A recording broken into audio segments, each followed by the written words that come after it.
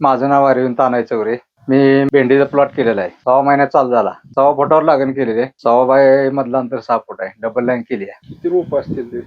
रोप एक 3000 असते ते. काय काळजी घेतली तरी या सगळ्यात पिकाची? काय मशागत केली जमीन? जमिनीत नांगरून कुडून बोत सोडून ड्रिपर भेंडी लागण केली. काय काय रोग पडते त्याचे?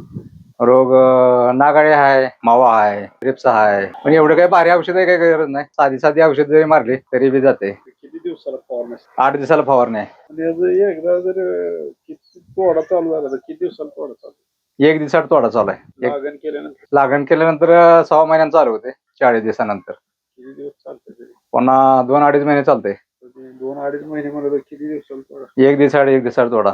किती निघते 1 दिवसात? 9-10 बॅगा निघते ते. किती महिने चालते? 2-2.5 2-2.5 महिने चालते. आता एक 10वा तोडा आहे तरी अजून तोडलेली वाटत नाही. मी हा अशी दिसते. कुठल्या मार्केटला जायचं? सोलापूर मार्केटला. कसं रेट आहे ते? रेट 60 रुपये बसते.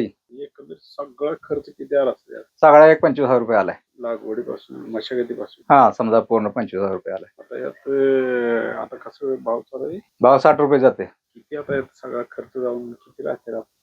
तसं बऱ्यापैकी राहते. मी आता सध्या खर्च निघून थोडे जास्त झाले. अजून तोडले नाही वाटत नाही. म्हणजे अजून बऱ्यापैकी तोडले भरपूर होते ते. अंदाजे किती उत्पन्न आहे? अंदाज एक खर्चावर जाऊन 1-1.5 लाखापर्यंत जायला असा अंदाज आहे. शेतकऱ्यांना काय आव्हान करा?